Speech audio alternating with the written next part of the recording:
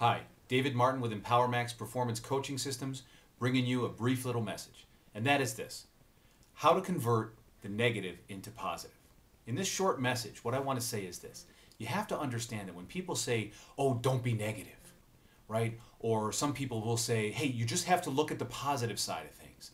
I understand what they're trying to say and I understand what they mean, but sometimes that's not the reality, because we have feelings, we have understandings, we each have our own experiences and our own filters of those experiences.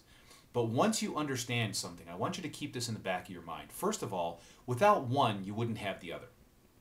And what I mean to say is, without daytime, or without nighttime, which many perceive as negative, oh, it's nighttime, whatever.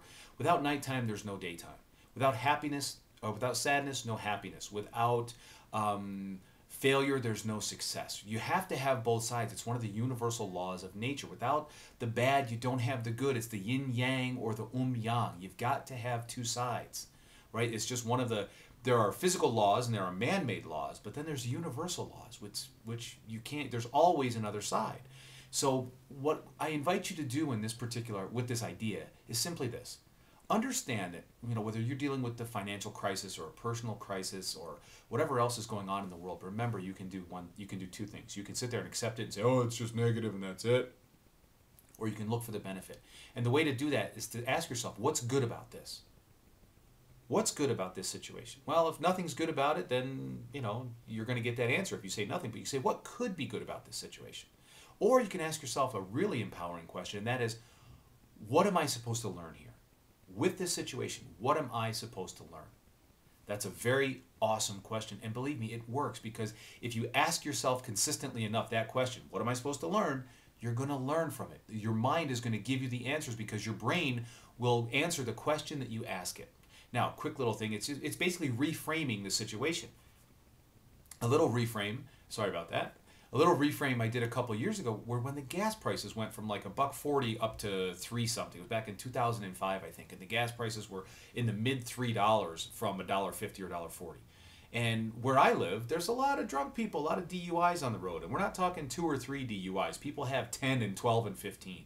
So I thought, with 2 little kids at home, and they're out with their mom a lot, what I want to do is, I don't want them to be in danger. So if the gas prices go up, the positive about this is those people who are drunk all the time, they won't be able to buy gas and alcohol. They're going to have to pick one. Do I buy alcohol or do I buy gas? Alcohol, gas. If they buy the alcohol, they can't buy the gas, so less of them will be on the road. If they buy the gas, they're not going to be drunk when they're on the road. And some people laughed at that when I would use that at a seminar, but I was partly serious.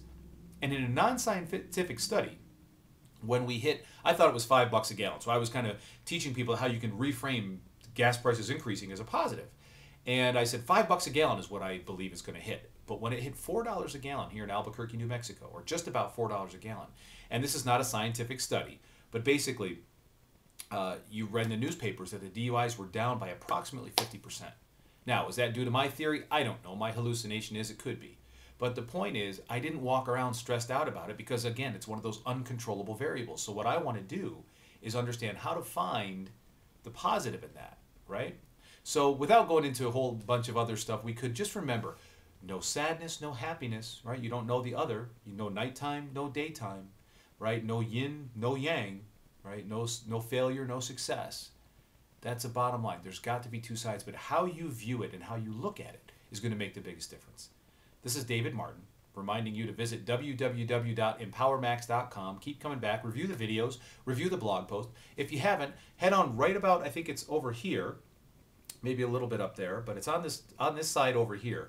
And sign up for the Performance Coaching Systems newsletter, okay, or the Performance Zone newsletter. You'll get regular updates. We do a regular weekly conference call. We just introduced some new technology. We'll be doing web conferences and bringing the training to you in a more efficient, more effective way. Anyway, like I said, this is David Martin of EmpowerMax Performance Coaching Systems, and remember, put everything you have into everything you do, because the best is yet to come.